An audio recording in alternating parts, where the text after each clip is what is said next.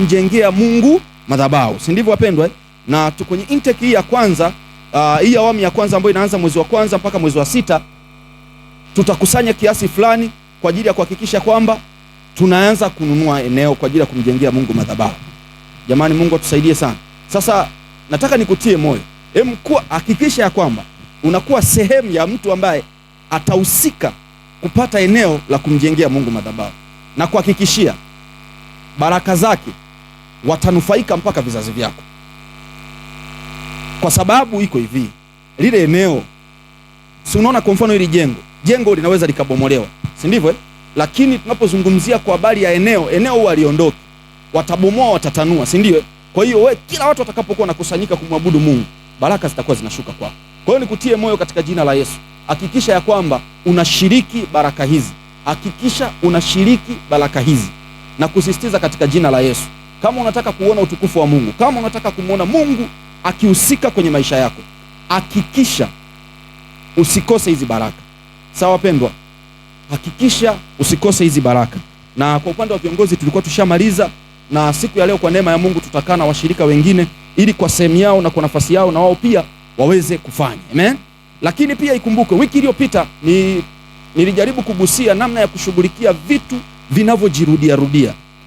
vinavyojirudia rudia, na nikawa nimeweka msisitizo nikasema kwamba kitu kinaweza kikajirudia kutoka uzao wa kwanza kikaenda uzao wa pili kikaenda uzao wa tatu. Jamani, amina. Kwa hiyo unatakiwa wakati mwingine unakaa chini, unafanya tathmini kwamba hiki kitu kimekuwa kikijirudia generation kwenda generation, uzao kwenda uzao. Amen. Na nikawa nimekufundisha kitu, tumepitia uzao wa Ibrahim, baba wa imani, si ndivyo? Nikawa nimekuonyesha ni kwa namna gani aliteswa na dhambi ya uongo. Katika huo mtego wa dhambi ya uongo akaja akanaswa tena mtoto wake ambaye ni Isaka, si ndivyo wapendwa?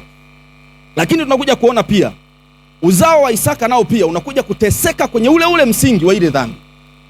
Maana yangu ni nini? Ni kwamba nikawa nimekuwekea msingi kwamba hakikisha unajitahidi vile vitu ambavyo vina kawaida ya kujirudia unavishughulikia, kwa sababu usipokishughulikia kitu cha namna hiyo kitaendelea kuonekana na kuendelea kutokea na kuendelea kuleta madhara.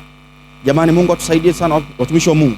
Kwa hiyo lazima uwe una kawaida ya kufanya tathmini ili Mungu aweze kukusaidia, na ninakuombea katika jina la Yesu, hakikisha unavishughulikia hivyo vitu. Na nikawa nimekupa msisitizo mkuu, nikakwambia kwamba wakati mwingine unaweka hata mstari, unasema kwamba hivi vilivyotokea vimeathiri huko nyuma, inatosha, lakini kuanzia hapa kwenda mbele havitagusa katika jina la Yesu. Jamani, amina watumishi wa Mungu. Lakini kama utakuwa unanifuatilia vizuri, tuliona kwa habari ya nguzo za madhabahu, nikawa nimekwambia ili madhabahu iitwe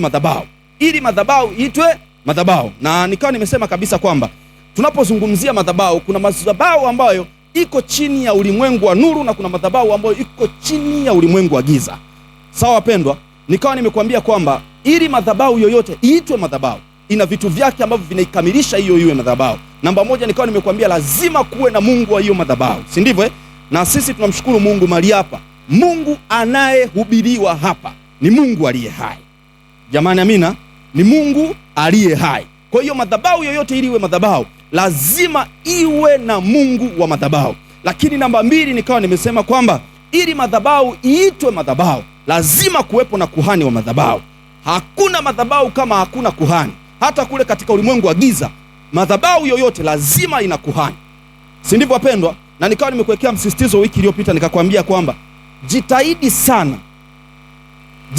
sana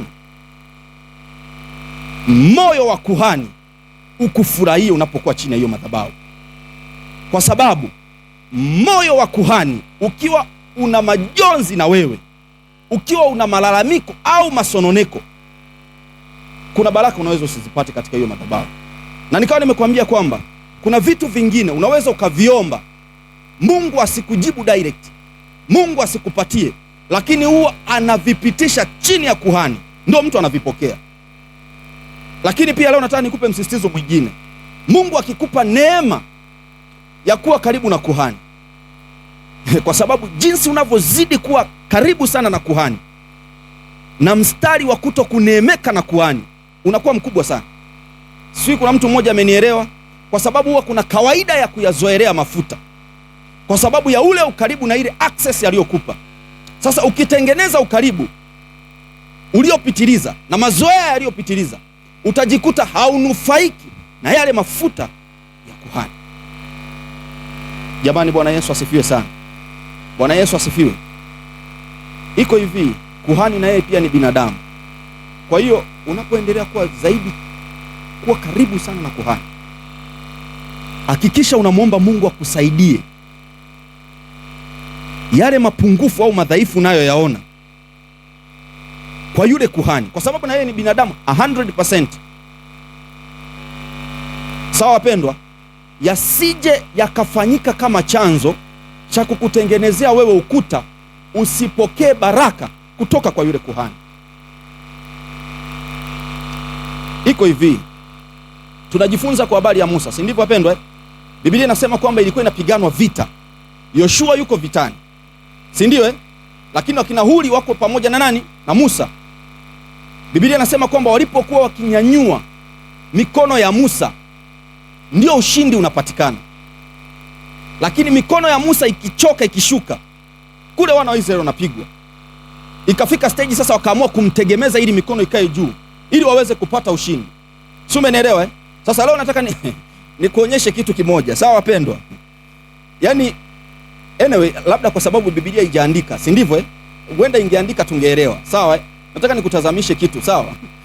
Hivi okay, ningekuwa na darasa langu peke yangu ndio ningeyazungumza haya, lakini kwa sababu lipo kanisa zima, acha niyatunze katika jina la Yesu. Jamani, Bwana Yesu asifiwe. Okay, naomba sasa leo tuzungumze kitu kingine. Watu wamefurahi. Ningekuwa na watu wangu wale, huwa niko huru sana. Sasa leo nimepewa washirika wapya na kanisa zima liko hapa, kwa hiyo sina ule uhuru ambao wanakuwa nao, si ndivyo wapendwa?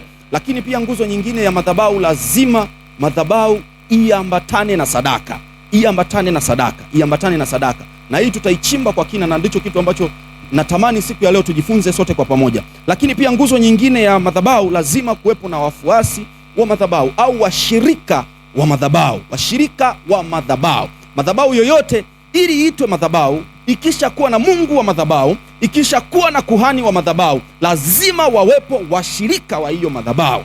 Jamani, Mungu atusaidie sana. Sasa kitu cha msingi na msisitizo ni kuwekea hapa ni kwamba kukusanyika kila siku kwenye madhabahu hiyo haikupi qualification kuwa mshirika wa hiyo madhabahu. Naeleweka nikisema hivyo? Yaani wewe kuja kila siku kanisani, hiyo sio sababu kwamba wewe ni mshirika wa hiyo madhabahu. Sawa wapendwa? Kwa sababu kila madhabahu huwa ina maelekezo yake, na hayo maelekezo Mungu anayaachilia kwa kuhani kuwapelekea washirika wa hiyo madhabahu. Yule anayefanya sawasawa na yale maelekezo yaliyotolewa hapa, huyo ndo mshirika wa hiyo madhabahu. Lakini yule anaenda kinyume, yule asiyefanya, huyo sio mshirika. Sawa pendwa? Okay, twende sasa. Uhusiano kati ya madhabahu na utajiri, si ndio? Au utere au utosherevu. Leo ndo nataka tuguse hicho kitu. Uhusiano kati ya madhabahu na utajiri, utere au utosherevu. Katika jina la Yesu, Mungu akusaidie sana. Unajua imefika stage sasa, yakifundishwa masomo ya namna hii, mtu anaanza kufikiria hawa watu mahubiri yao ni mahubiri ya fedha. Mungu akusaidie katika jina la Yesu. Tukiwa ndani ya Kristo Yesu, fedha ni za muhimu na fedha ni za msingi. Sawa mtumishi wa Bwana? Kwa hiyo isikusumbue, maana mwingine anaweza kaanza kusema kwamba wameanza kuhubiri mahubiri ya utajiri, sio mahubiri ya kwenda mbinguni. Wapendwa, tuko hapa duniani, sio? Naeleweka nikisema hivyo? Na kuwepo hapa duniani lazima tuhakikishe ya kwamba fedha ipo mfukoni ya kutosha, na fedha ni nzuri na fedha ni tamu. Sawa wapendwa? Usimuone Isaac anapendeza. Ni nini wapendwa? Na Yesu yupo katika jina la Yesu. Jamani, amina. Sasa leo nataka tujifunze kwa habari ya utosherevu. Utosherevu, uhusiano uliopo kati ya madhabahu na utosherevu au utajiri. Jamani, Mungu atusaidie sana watumishi wa Mungu. Sasa kabla sijaingia ndani sana, naomba tupitishane tu kidogo, si ndivyo? Kutokea kwenye kitabu cha Mwanzo, ukianza kuangalia main purpose ya Mungu ya kumuumba mwanadamu ilikuwa ni kuhakikisha kwamba huyu mwanadamu anaishi maisha ya utosherevu, anaishi maisha ya kutosheka, anaishi maisha mazuri. Kusudi la Mungu lilikuwa sio mwanadamu ateseke. Naomba nikamate vizuri, kwa sababu ukisoma hata katika kile kitabu cha Mwanzo, nini tunachokiona? Mungu anamuumba mwanadamu, lakini kabla ya kumuumba mwanadamu kashaumba vitu vyote. Anakuja kumuumba mwanadamu, anamweka tu kwenye bustani. Kazi yake ni kuitunza na kuilima hiyo bustani. Lengo la Mungu lilikuwa ni nini? Mwanadamu asije akahisi upungufu. Kwa hiyo tunapozungumza habari ya fedha, sawa wapendwa, mwingine anaweza kusema kwamba sisi tunakwenda mbinguni katika jina la Yesu. Biblia yenyewe inasema kwamba fedha na dhahabu ni mali ya nani? Alafu inaongezea Bwana wa majeshi. Sio Bwana peke yake, Bwana wa majeshi. Sawa watumishi wa Bwana. Kwa hiyo nataka tuone kwanza, si ndio? Twende tu taratibu kwa habari ya fedha, si ndio? Kwa habari ya fedha twende tu taratibu. Nataka nikuwekee msingi mzuri, ni kwamba fedha inapokuwa kwenye mikono ya watu wenye utauwa au watu wa Mungu, ufalme wa Mungu unapata faida. Lakini fedha inapokosekana kwenye mikono ya watu wa Mungu, ufalme wa Mungu kuna namna fulani unapata hasara. Leo si mnaona tumekaa hapa tunahubiriana, tunafanya vitu. Kuna wakati mwingine vitu havihitaji maombi, vinahitaji nini wapendwa? Fedha. Mchungaji atakuja hapa atatuombea katika jina la Yesu. Tunatamani mwaka huu Mungu atusaidie tumnunulie kiwanja, si ndivyo wapendwa? Tuijenge madhabahu. Wewe unafikiri tutapeleka maombi kwa yule mtu? Hatuwezi tukapeleka maombi. Kitakachoenda kununua ni nini? Sawa wapendwa? Kwa hiyo na ndio maana Biblia inasema hivi, fedha ni jawabu la mambo yote. Shida yako ni nini? Moyo wako ukiambatana na fedha. Mungu anachokitaka kwa mwanadamu ni moyo. Si naeleweka nikisema hivyo? Sasa wewe unapoweka moyo kwenye fedha, hapo ndipo unapokosea. Hapo ndipo unapokosea. Sawa wapendwa? Sasa nataka nikuonyeshe tu mafungu mawili ambayo kwamba fedha inapokuwa kwenye mikono ya watu watauwa ni matokeo gani yanapatikana kwenye ufalme wa Mungu. Alafu pia nikuonyeshe kwamba fedha inapokosekana kwa watu wa Mungu ni hasara gani tunayoipata. Si unaelewa? Ngoja nikuonyeshe. Tuanze hapa Mathayo 28 mstari wa 11 mpaka wa 15. Mathayo 28 mstari wa 11 mpaka wa 15. Mathayo 28 mstari wa 11 mpaka ule wa 15. Nataka tuone tu kwa uchache, na tutaanza na fungu kwamba fedha inapokuwa kwenye mikono ya watu wasiomjua Mungu ni hasara gani inayopatikana kwenye ufalme wa Mungu. Ni hasara gani inapatikana kwenye ufalme wa Mungu? Mathayo 28 mstari wa 11 na wa 15. Umeshafika? Okay. Jamani, Bwana Yesu asifiwe sana. Haleluya. Okay. Sawa, imekaa vizuri. Jamani, amina. 2 3 twende. Tazama, baadhi ya walinzi waliingia mjini, wakawaambia wakuu wa makuhani juu ya mambo yote yaliyotendeka. Kabla tujaendelea, naomba nikupe story fupi, alafu then turudi kwenye maandiko. Nini kinachotokea hapa? Si umeelewa wapendwa? Kilichotokea hapa ni kwamba ni wakati ambapo Yesu anafufuka. Malaika wamekuja, si umeelewa, kwa ajili ya kuja kulitoa lile jiwe likabilingishwa pembeni. Yesu kafufuka. Watu walioshuhudia au kuona Yesu akifufuka ni wale walinzi waliokuwepo wapi? Pale kwenye lile kaburi la Yesu Kristo. Si umeelewa? Sasa tuendelee mbele. Twende mstari unaofuatia wa 12. Biblia inasema hivi, wakakusanyika pamoja na wazee, wakafanya shauri, wakawapa askari fedha nyingi. Jamani, Bwana Yesu asifiwe sana. Okay, nataka nirudi nyuma kidogo. Unaweza kunirudisha tuanzie hata mstari wa 7 wa 8. Kuna kitu kabla tujafika huku. Nataka nikuonyeshe kwamba fedha inapokuwa kwenye mikono ya watu wasiomjua Mungu ina hatari kubwa sana ya kupindisha Injili. Ina hatari kubwa sana ya kupindisha Injili. Lakini fedha inapokuwa chini ya watu wa Mungu, kazi ya Mungu inakuwa nyepesi.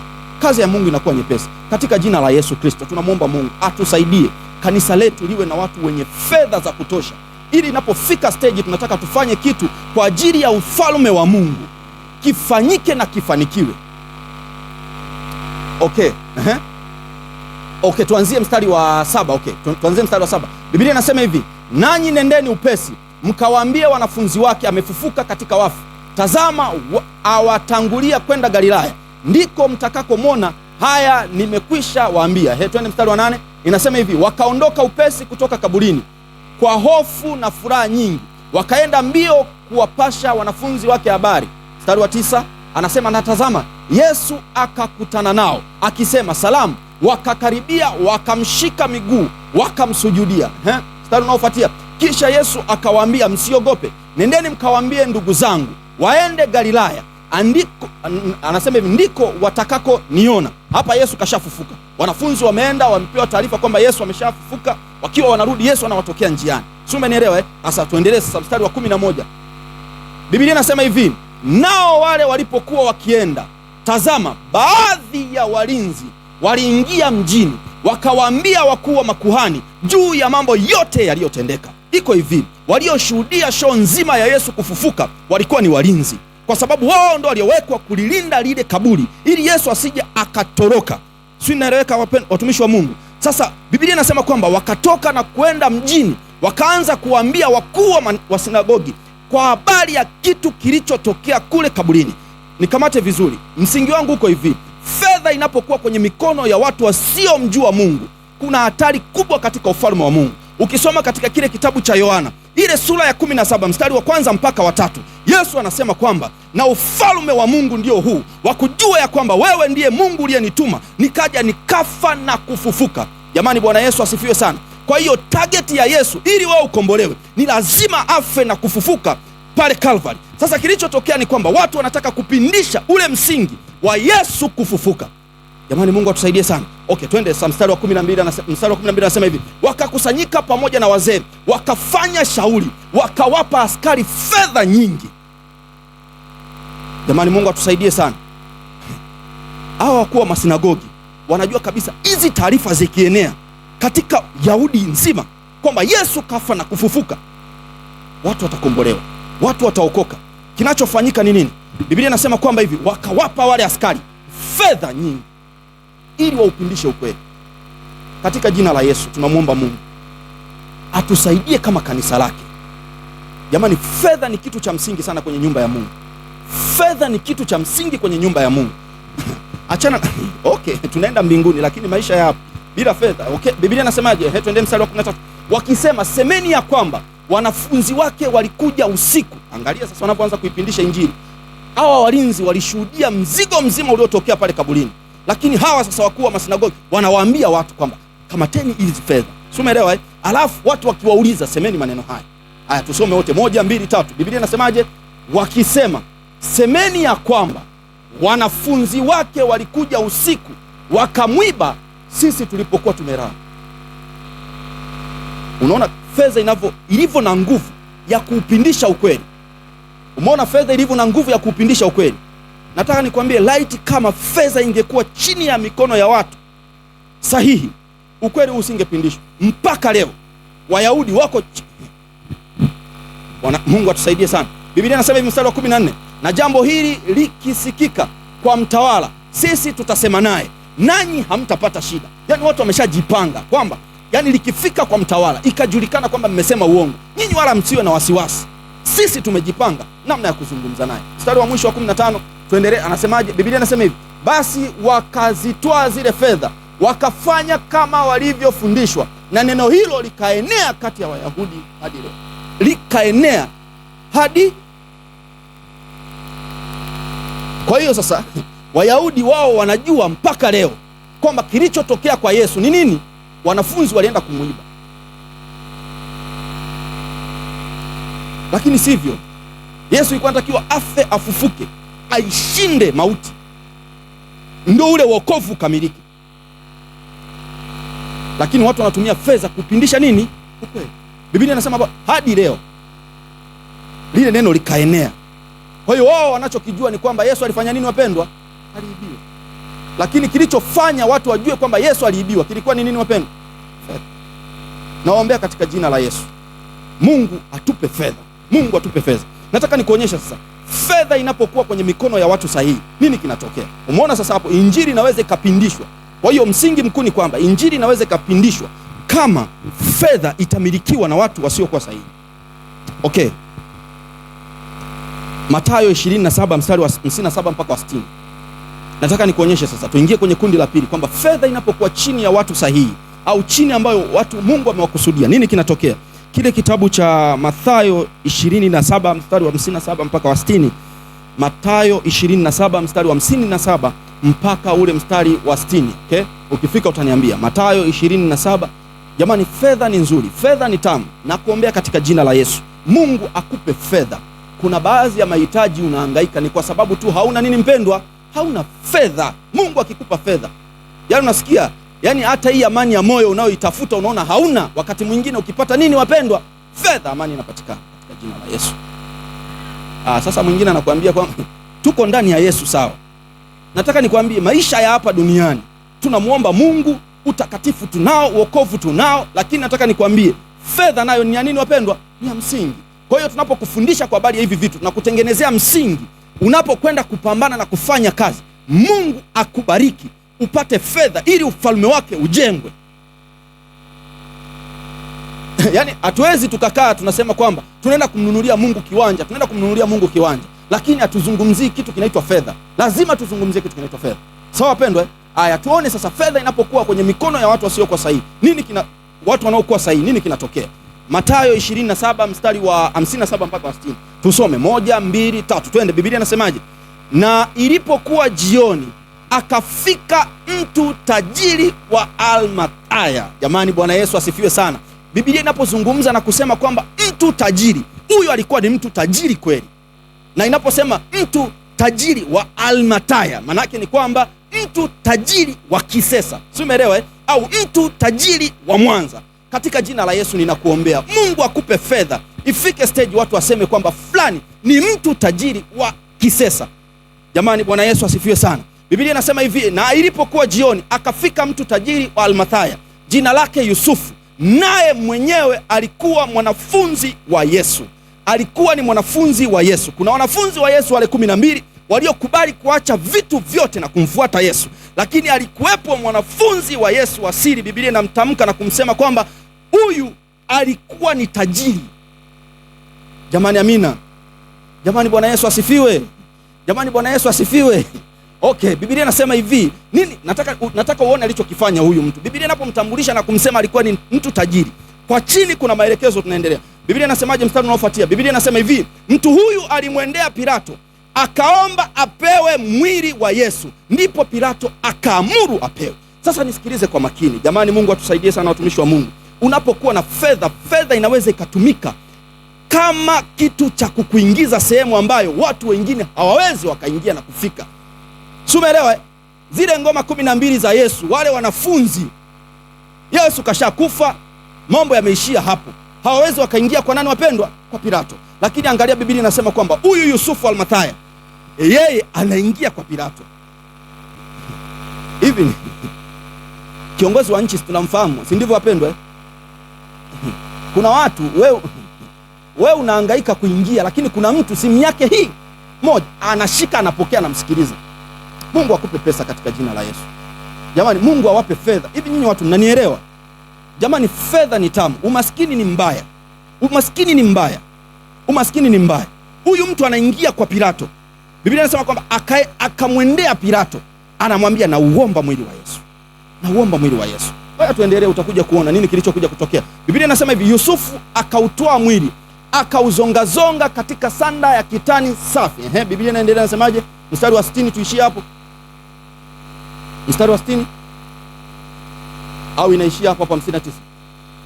Okay, Biblia inasema hivi, akauweka katika kaburi lake jipya alilokuwa amelichonga mwambani, akaviringisha jiwe kubwa mbele ya mlango wa kaburi, akaenda zake. Sikiliza kwa makini. Huyu mtu kauchukua mwili wa Yesu. Biblia inasema hivi, akaenda akachonga kaburi nini jamani? Jipya. Jamani, Bwana Yesu asifiwe sana. Yaani fedha inapokuwepo, kuna baadhi ya vitu vinafanyika kwa ustadi na ubora.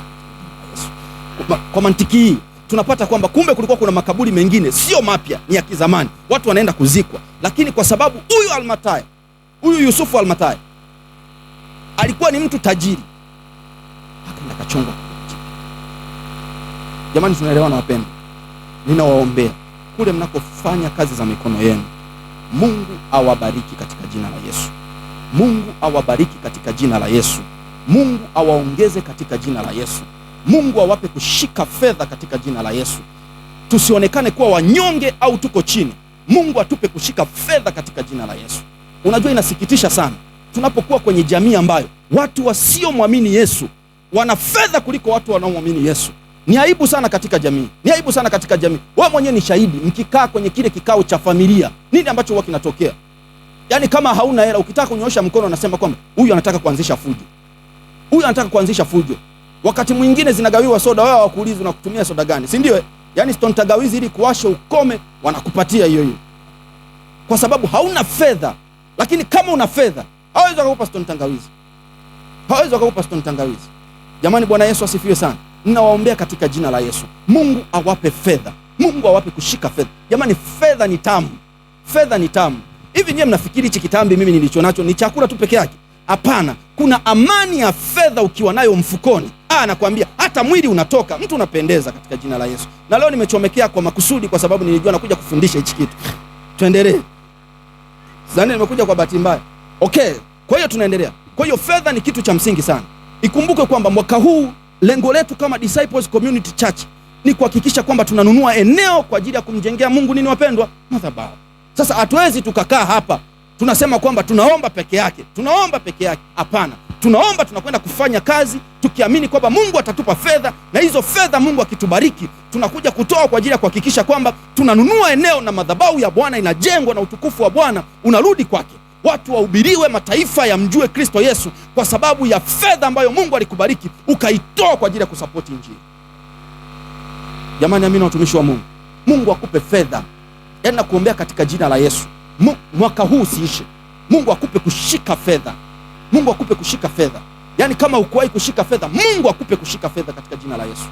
Uikamate fedha, na ukiikamata usije ukasahau. Tunakwenda kuona. Okay, nifungulie Kumbukumbu la Torati sura ya 8:12 kwa sababu kuna mwingine tunakuombea na tunakuhubiria, Mungu anakupa unazikamata fedha, alafu baada ya kuzikamata nini kinatokea? Mtu anakimbia. Kumbukumbu la Torati sura ya 8 mstari wa 12 mpaka mstari wa 18. Kumbukumbu la Torati sura ya 8 mstari wa 12 mpaka 18. Okay? Tumeshafika Kumbukumbu la Torati, Kumbukumbu la Torati. Nataka nikuonyeshe ni kwamba wakati fulani Mungu akikubariki, Mungu akakupa nafasi ya sehemu fulani, usije ukamsahau Mungu. Unajua binadamu jinsi tulivyo, wakati mwingine Mungu anazuia asikubariki, Mungu anazuia asikupe, ni kwa sababu anajua kabisa wewe akikupa moyo wako uko kinyume na yeye. Badala kile kitu kikujenge kinakupoteza, kinakuharibu. Okay, tumefika. Biblia inasema hivi, 1, 2, 3, twende wanafunzi wangu. Angalia, utakapokuwa umekula na kushiba na kujenga nyumba nzuri na kukaa ndani yake. Sasa tumesha kuombea na tunajua kabisa katika jina la Yesu Mungu atakubariki, Mungu atakufanikisha, Mungu atakupa vitu. Sasa kuwa makini, Mungu atakapokubariki, utakapokuwa umekula, utakapokuwa umeshiba. Biblia inasema kwamba angalia, utakapokuwa umekula na kushiba na kujenga nyumba nzuri na kukaa ndani yake. Si umenielewa?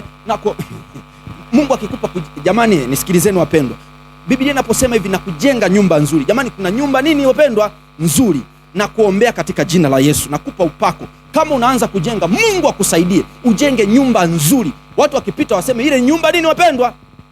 Si umenielewa wapendwa? Lakini pia anaongezea, anasema hivi na kukaa ndani.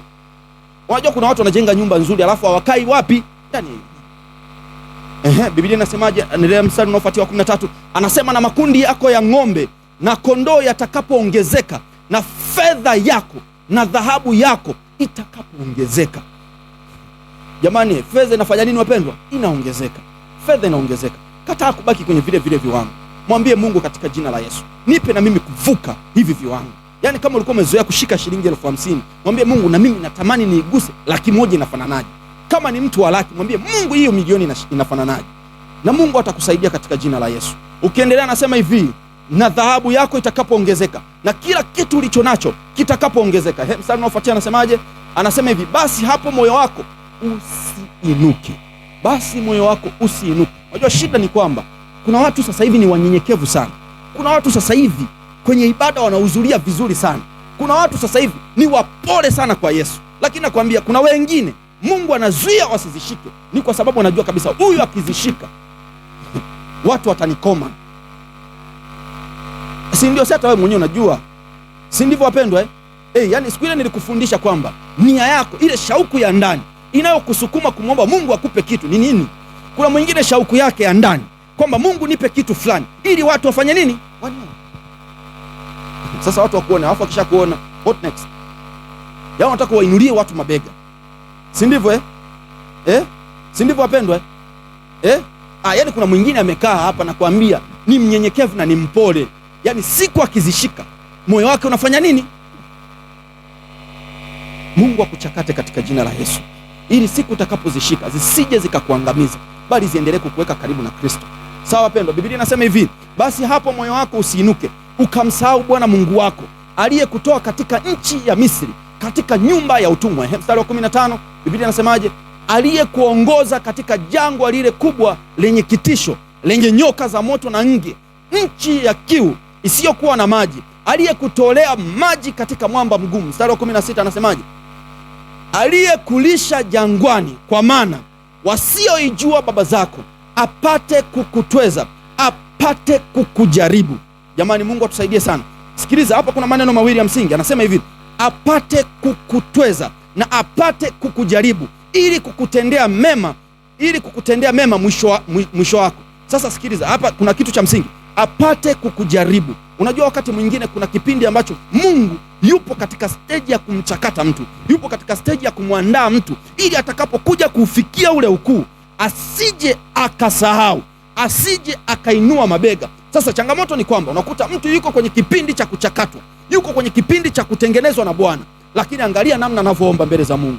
Mungu niondolee hichi. Mungu akuondolee kwa nini? Mungu yuko anakutengeneza, Mungu yupo anakuandaa, ili atakapokufikisha katika hivyo viwango, atakapokufikisha katika hizo level, usije ukamsahau, usije ukasema kwamba ni nguvu zangu zimenipatia utajiri, usije ukasema ni kwa akili zangu. Wakati mwingine ifike stage, angalia hapa Biblia inasema hivi, aliyekulisha jangwani kwa mana wasioijua baba zako. Maana yake ni nini? Ni kwamba baba zako hawajawahi kula hichi kitu.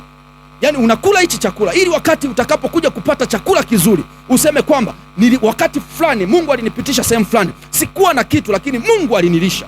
Jamani, Mungu atusaidie sana. Maana yangu ni nini? Ni kwamba wakati mwingine Mungu ndo anamwandaa mtu na kumtengeneza mtu, ili ujue kwamba vitu vinatoka kwa Bwana, vitu havitoki kwa watu. Na kama vinatoka kwa Bwana, basi tuna uhakika na yule anayetoa, hatuna uhakika na wao watu, katika jina la Yesu.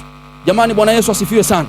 Ninakuombea katika jina la Yesu, Mungu akusaidie au finyange moyo wako, uwe ni moyo wa unyenyekevu, uwe ni moyo wa kutamani kupokea kutoka kwa Bwana, uwe ni moyo wa kuendelea kushuka. Biblia inasema hivi, Mungu anawashusha wanaojikweza, bali anawainua wanaojinyenyekeza mbele zake. Sasa hebu angalia hali yako ya ndani. Je, ni kujishusha, ni kujinyenyekeza? Yaani kuna mwingine sasa hivi tu hana, lakini katika jina la Yesu Mungu akusaidie. Yaani hapo tu ulipo penyewe kasheshe wanaipata, yaani mchungaji wako kasheshe anaipata. Yaani huna tu, lakini kazi tunafanya nini wapendwa? Tunaipata. Haya sasa, zari la mentali watoto wa mjini wanasema, Mungu kakushushia pwa ila wewe si ndio utapokea simu zetu? Yaani kuna mwingine sasa hivi tu anahangaika, yaani yuko katika kupambana, chochote anachokitaka ni mapambano, lakini angalia tu tabia yake, angalia namna jinsi alivyo. Haya, siku Mungu ndo amezishusha hizo, sina kwa ni hatari katika jina la Yesu. Okay, mstari unaoendelea anasemaje? Nataka mstari wa 18 tutamalizia hapo, mstari wa 18 alafu then tutaona kitu kingine. Biblia inasema hivi, hapa usiseme moyoni mwako, nguvu zangu na uwezo wa mkono wangu ndio ulionipatia utajiri huo. Yaani wakati mwingine Mungu anakupitisha sehemu fulani kukufundisha, kukujenga, kukuonyesha kwamba inawezekana hata pasipo kutumia nguvu zako wala akili zako, kwamba wakati mwingine ni mimi ndo ninayekupatia nguvu za kupata nini wapendwa? Utajiri. Ili hata siku ukija kupata usije ukainuka ukasema kwamba ni kwa akili zangu au ni kwa bidii zangu au ni kwa juhudi zangu. Nisikilizeni wapendwa, kuna watu wana bidii lakini hawashiki fedha. Si umenielewa? Na itoke hiyo mentality kichwani kwako. Maana kuna mwingine huwa anawaza, akiona mtu hana kitu, akilini mwake anachokiwaza ni kwamba huyu mtu ni mvivu. Ushindwe katika jina la Yesu. Kuna watu wanapambana, kuna watu wana struggle, lakini wako katika kipengele cha kuandaliwa na Bwana. Tunaelewana? Yani usije ukawa unamuona mtu hana kitu unasema kwamba huyu mtu ni mvivu au ni mzembe. Maana kuna mwingine anaweza kukwambia huyu mtu haombi, huyu mtu afanye nini? Wewe ngoja na wewe Mungu aje kukupitisha katika hayo maeneo. Mstari wa 18 na wa mwisho nataka tusome yote kwa pamoja. 1, 2, 3, twende darasa. Biblia inasema hivi: bali utamkumbuka Bwana Mungu wako, maana ndiye akupaye nguvu za kupata utajiri, ili afanye imara agano lake alilowapa baba zako, kama hivi leo, katika jina la Yesu. Okay? Jamani, Bwana Yesu asifiwe sana. Kwa hiyo nimebakiwa na dakika 8 peke yake. Utakikata hicho kipindi, si ndio? Okay, sawa. Okay. Nataka nikupe sababu 2. Kwa nini mtu afanikiwe? Kwa nini mtu afanikiwe? Sababu 2 zinatosha kwa siku ya leo. Kwa nini mtu afanikiwe? Namba 1. Kwa nini mtu afanikiwe? Unaweza ukawa huko kwenye madhabahu sahihi, watu wanakuja wanachota baraka na kuondoka, watu wanakuja wanafanikiwa na kunufaika, lakini wewe upo miaka nenda miaka rudi, haufanikiwi kwenye hiyo madhabahu. Nikupe tu sababu 2 zitakutosha kwa siku ya leo. Kwa nini unaweza ukawa huko kwenye madhabahu sahihi, huko kwa chini ya kuhani sahihi, lakini wewe haufanikiwi na wengine unawaona wanafanikiwa? Sawa pendwa? Namba 1, dhambi au uasi. Dhambi au uasi. Dhambi au uasi.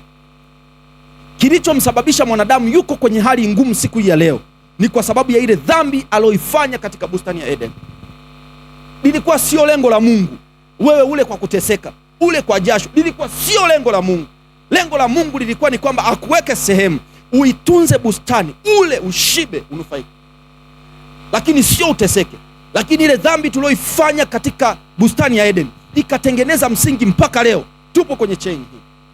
Kwa hiyo unaweza ukawa uko kwenye madhabahu sahihi, unafundishwa kila kitu, unapokea maarifa, lakini kwa sababu umeikamata na kuing'ang'ania dhambi, inasababisha usichomoke kwenye hali ya maisha uliokuwa nayo. Kwa hiyo wewe binafsi tathmini hali ya maisha yako, tathmini mbele za Mungu, wewe uko katika namna gani? Biblia inasema kwamba na iweni watakatifu kama yule aliyewaita jinsi alivyo mtakatifu.